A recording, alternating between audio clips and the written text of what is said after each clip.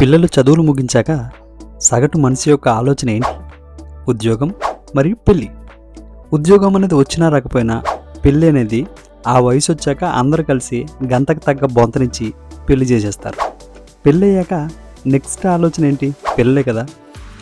పెళ్ళయ్యి ఇప్పుడు యువత ఆలోచనకు అనుగుణంగా ఒక 2 సంవత్సరాలు పిల్లలు వద్దనుకున్నా ఆ 2 సంవత్సరాల తర్వాత పిల్లలకు పుట్టకపోతే ఆ దంపతుల బాధ వర్ణనాతీతం.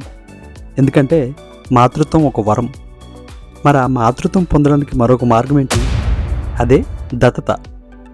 కేంద్ర ప్రభుత్వం నూతనంగా రూపొందించిన మార్గదర్శకాల ప్రకారం దత్తత పొందడం ఇప్పుడు చాలా సులభం. మహిళాభివృద్ధి మరియు శిశు సంక్షేమ శాఖ ఆంధ్రప్రదేశ్ ప్రభుత్వం శిశు గృహ మిషన్ వాత్సల్య పేరిట ఒక పథకాన్ని తీసుకొచ్చింది. ఈ పథకం ద్వారా దత్తత పొందడానికి 7 సులభమైన దశలను నిర్ణయించింది.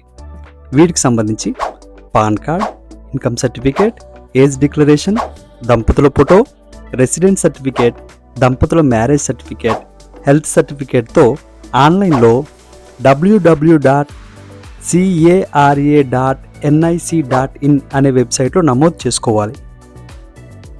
వివరాలకు మీకు దగ్గరలో గల అంగన్వాడీ సెంటర్ని కానీ, ICDS అధికారులను కానీ, జిల్లా బాలల పరిరక్షణ అధికారి కార్యాలయంను కానీ సంప్రదించండి.